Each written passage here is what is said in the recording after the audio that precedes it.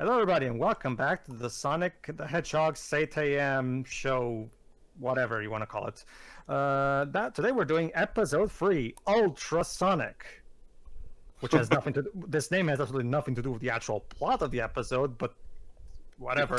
That's another interesting thing about this show. The titles almost never have anything to do with what actually happens in the episode. Like sometimes if they do, like when episode 5 there's Sonic and the Secret Squirrels.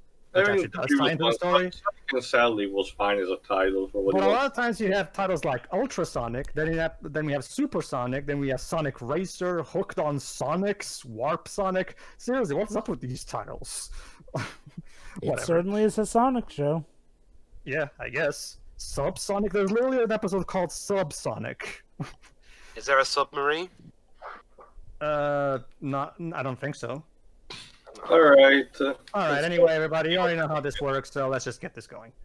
Okay, 3, 2, 1, click. You know, I'd make an Ultra Instinct joke regarding Sonic, but Hypersonic was Ultra Instinct before even Dragon Ball came up with the idea. Mm-hmm.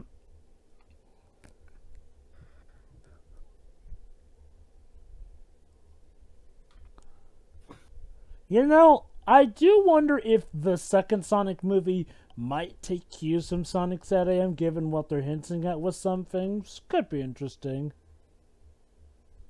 I mean, I actually did check on Wikipedia. There's some trivias about this. Supposedly, the series was supposed to be concluded after the cancellation of the show with an actual future animated film, but it was in such a development hell that it ended up being cancelled. Kind of a shame. Because, yeah, this show pretty much was a hands-down a success, and one that pretty much got to end on its own terms, thank Christ. I mean, could it be, I don't know how much it could have been potentially been good, Jova, because apparently one of the first things that said it was that Ken Penders volunteered to be included in the team. Oh, so I throw my hands in the air. Tio, have you seen Ken Penders' little storyboards that he made regarding his pitch for that? No, I'm still you know on the fence before probably checking what the guy's about. I'll just say this: do you like grotesque imagery and animals getting tortured on screen? I watched a David Lynch movie, not read a Sonic comic, Joe. Yay.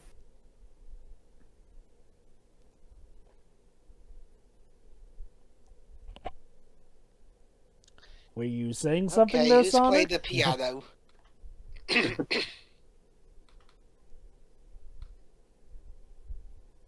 That's another thing. Robotnik and Snively, I guess, are like the only humans in this world. It's certainly another thing that it's kind of taken vague.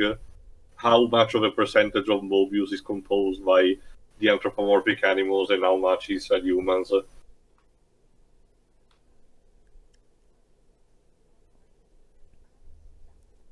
The comic actually has a story that deals with that particular aspect, but I can't remember how it goes. Okay. I love the back and forth between these two. It was a ping pong racket. Now's not the time. Seriously, Sonic. Believe it or not, actually, sure. Believe it or not, that was not just for comedy. Believe it or not, that actually will come up again in an important action sequence. The mirror or his ego?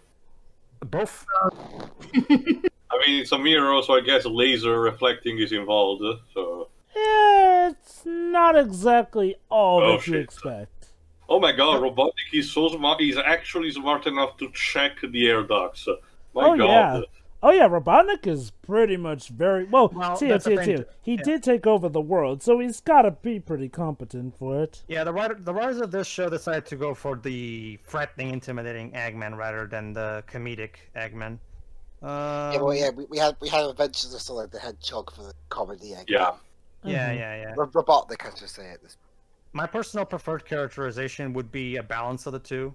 But this Eggman is still great regardless. Well, Sonic Underground is technically a balance of the two in regards to Robotnik and that. I just don't like Sonic Underground. Yeah, I get know. what both of you are saying, actually. I've actually seen the full thing. Okay. I like Sonic Underground, but I will not deny that show has lots of problems. I'd rather watch Sonic X in a continuous loop than watch Sonic. I'm Same. sorry, I'm sorry, Jaleel, but you cannot sing. I think he can Oh sing. god, that proportional Okay. Sally went up full blown there. Maybe I pick that show next. Okay, Pedro. I'll meet you halfway. I think he can sing. I just don't think he can sing when he's voicing for Sonya as much. Oh god, yeah. Wait, does he actually do the singing for Sure. Sonya as well? No, Yeah. actually. No, hang on. I know he voices all three of them speaking wise, but No, I mean, what I mean is, they all have different people doing the singing. Oh, Really? Okay. It's kind of like Donkey Kong Huh. Country cartoon said. Well, okay. Personally, I don't like either of them, regardless. Okay, well, I have to give kudos to them. They do sound a lot like Julia White actually sing. Although, yeah, I've heard Julia White sing. He can actually sing, so I guess that kind of makes some sense. Also, Tio, you'd be surprised what you have to do to maintain a 90s hairdo like that. Can you Now imagine you get that? ruffled.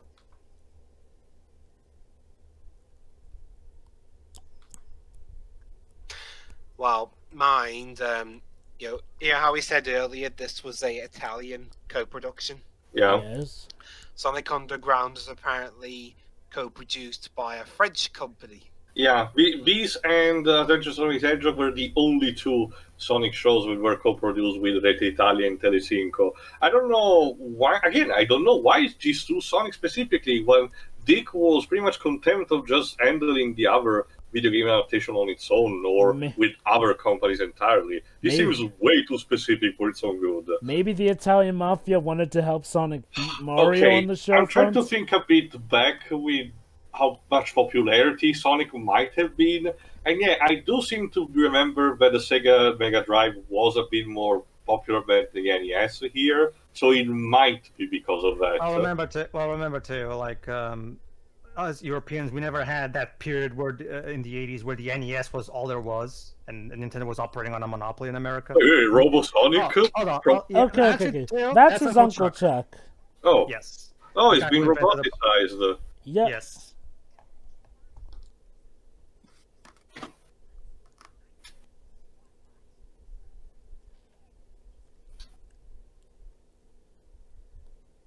You Sally's head.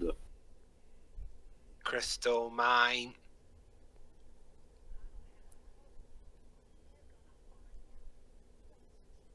Yeah, Sonic, you're fast. You can follow the tree. Oh. Hey, by the way, guys, today I'm blue. I'm wondering what color. I swear, Don't you know, Rotor. guys, walruses have the ability to change color. I swear, Rotor. I think he's purple in the comics, isn't he? Well, Yes. okay. He was also in the beta footage. Okay.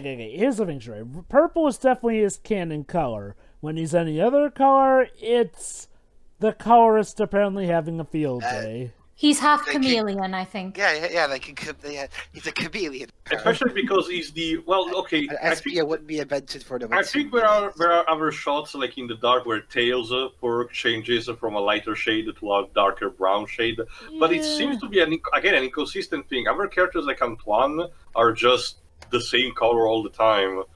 With Tails, it kind of makes more sense, trying to balance between golden yellow and pure brown here and there. Rotors, though, that don't make a lick of sense.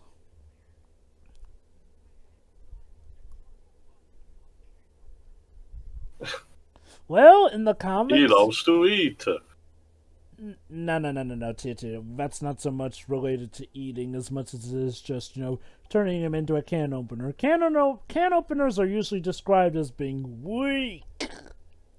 I get that, but the pilot beta also did establish we not do it a lot. Jesus. So who actually voices Uncle Chuck? Let me see if he's credited. He should be. William Window. I don't know. Let me check. Oh, he's he was. Classic 90s cliffhanger for commercial break. Yes. Yeah, actually, my country actually never had this kind of thing. Episodes were always broadcasted in their full entirety, so the whole "we return after these messages" kind of never happened. Well, Sonic, what will happen to Sonic now? Tune in after the commercials. Anyway, William Windle was born 1923, passed away in 2012. His little first role was in To Kill a Mockingbird. Oh. Oh, good. What do you Let's play see. in that? It was in one of the original Planet of the Apes sequels. It was in a lot of TV stuff. One thing that I do like about Robo Chuck's design is how the eyes are inspired by Sega Robotnik. Sorry, by Robotnik's eyes as well. So Even the design in general, the design in general does remind me of the Robo Sonic from Sonic 3, I think. Mm-hmm. Well, Metal Sonic also had eyes like those. That was the first. No, one. not Metal Sonic. The Robo Sonic, the actual one, more bulky one. Oh, wait. Like, Okay, more like Only Nephew. Like, I think you mean Silver Sonic. Yeah, sorry, Joe, I'm not that expert. There's that, there's that too. So the rings have the power to undo the robotization? No, it was not that. Sally's plan was to just show him the ring to see if it could jog his memory. Well, okay. Yeah.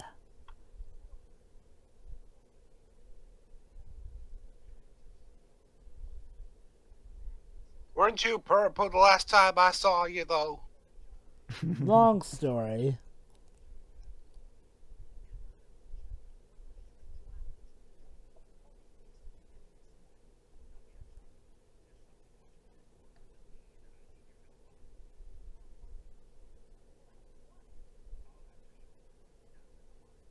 In case you're wondering about Sonic's parents, well, if the comics are anything to go off of, both are roboticized at this point in time.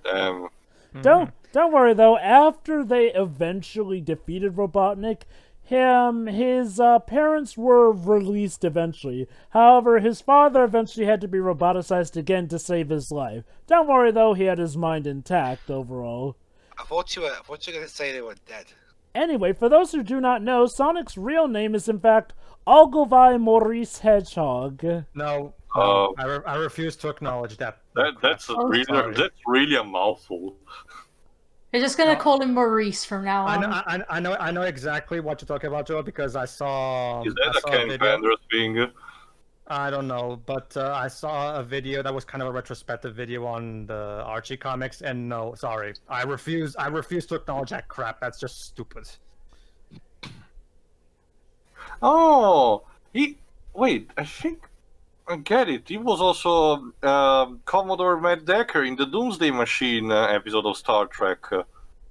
As for me, in terms of like when I was watching, like the show never flat out says it. But I don't know if the comics explain it, but I've always imagined that the main reason why Sonic joined the Freedom Fighters to begin with was probably because he wanted to save his uncle, and according to the comics, probably his parents. That's what I've always assumed, even though the show never actually goes into that. Okay, I'll mention this.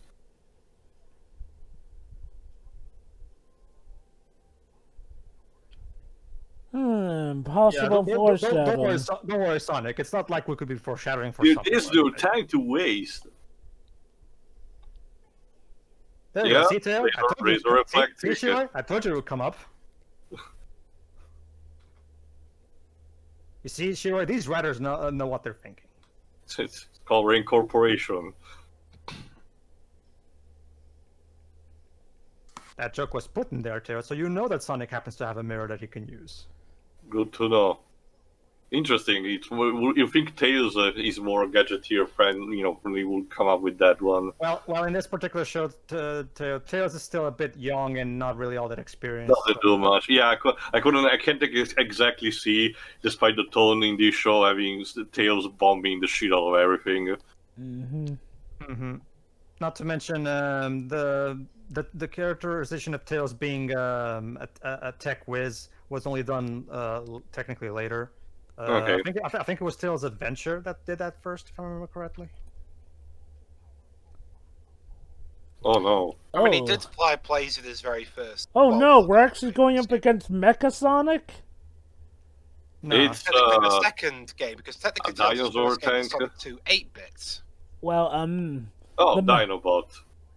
Well, Dubs, in Sonic 2 8-bit, you have to play as Sonic to save Tails, so Tails is not even in the game for the most part. Even Sonic- died in the very ending.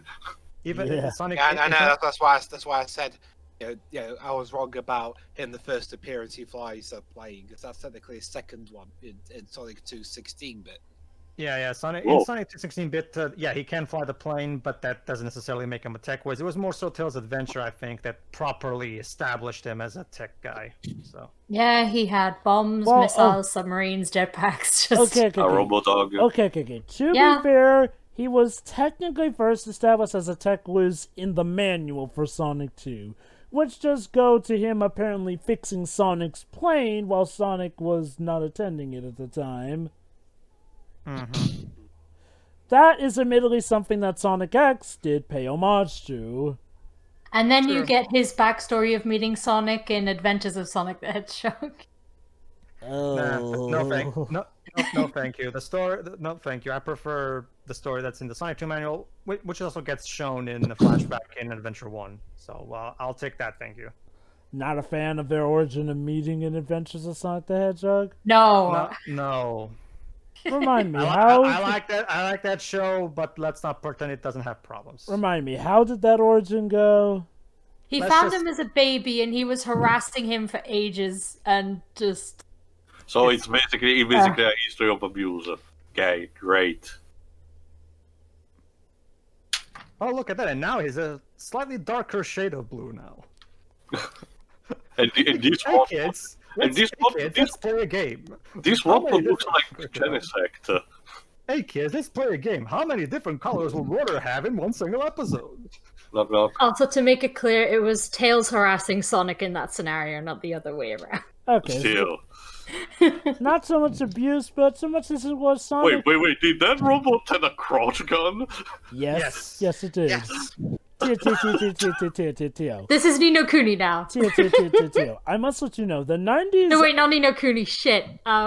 Which one? Yokai Watch, never mind. Wait, Sarah, you're saying Nino Kuni is shit? How dare you? Anyway, No. Tio. She Anyway, just misspelled it. Anyway, Yeah. Tio, to inform... Pedro knows what I'm talking about exactly. Also, Anyway, to disassemble the Dinobot, you have to be ingested by it. That seems counterproductive. Well, also- to be fair to you, the idea is that only enemies would really be the ones to shut it down. That's not even technically a new one, Shiroi. Because remember, Astro Boy, which was the first ever manga/anime, Astro has guns in his butt. So it's not like Kawash was the first one to do that anyway. Okay, My Yeah. only experience of Astro Boy is Okay. that one movie. Okay, Tio, Well, let me but share they're you representing in the movie, on though. a special secret I of don't the Been a while. 90s, Tio. The 90s were full of crotch guns in some way, shape, or form. I have to share that movie one of these days. Ugh. They did the best thing they could. Like, they referenced it as more of a joke that even Astro would go, just, I have machine guns in my butt. Like, it was a way to pay homage to the manga, but still A bit admit on the that, yeah, it's nose. ridiculous. It's ridiculous. Yeah, of course. But it's nice of them to, at the very least, pay that little homage to for the older So fans. now Dinobot is being reprogrammed. Oh, I have Yes. nothing. Well, there's nothing wrong with them, paying homage to it. I just thought that the joke was a little bit on the nose. Well, I mean, at least it's not as dumb as in RoboCop 3, where this little girl can reprogram an N209 to, quote, be loyal as a puppy. Mm-hmm. How cute. Well, again, what do you expect when a script co-written by Frank Miller? Well, that's the Oh, Vagrants. man. This was back before Frank Miller had his downfall. Yeah. Well, to be fair, the script got rewritten, so... Yeah, Yeah. it's a Uh-oh. mess still. Oh no! no, the power of rope! Wow, rope really Again, is. rope is really our one Weakness weakness here. again. Jeez. Although, to be fair, this rope looks more metallic. Oh, and they're anchoring it too. Dang it! I hate when the mooks all of a sudden get rather pragmatic and smart. The Tales of Robo Gulliver. They, Sure, why not?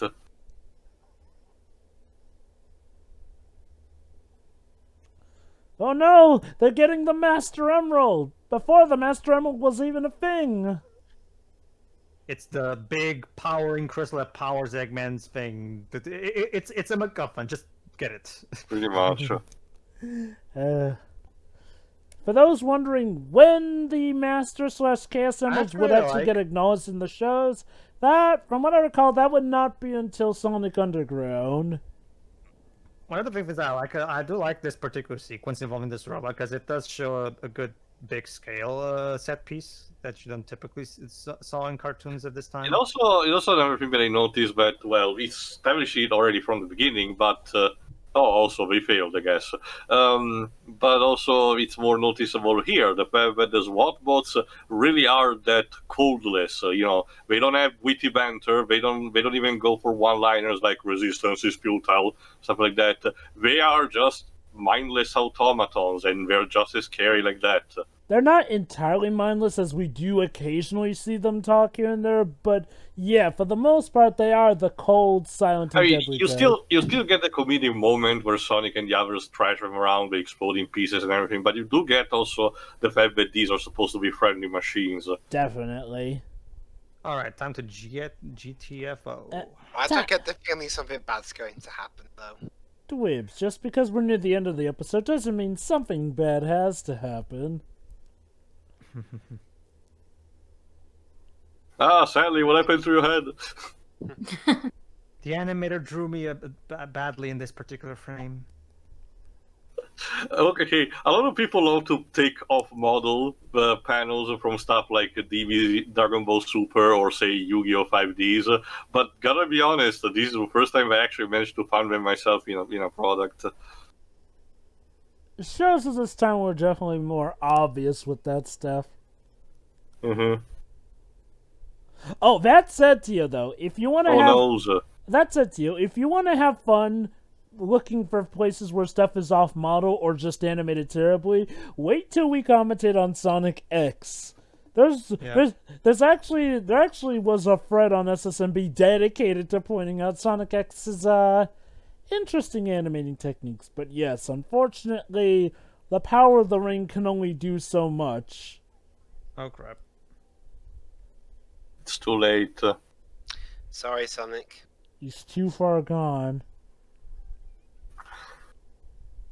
Yeah, surprisingly, this show didn't do the usual cheesy thing and have him get through to Uncle Chuck like so easily. No, his uncle is pretty much gone. I have to say, this show could be surprisingly adult, all things considered. Well, shit. It's like, hey kids, sometimes it doesn't matter if you're the hero or whatnot. Sometimes your relatives be gone like that. Damn. Like, at least Sally's father may be alive. As far as Sonic knows, all his family are roboticized and possibly gone forever. Antoine, you did jack shit in this episode. Shut up. Well, that's his Let character. Sonic have a moment.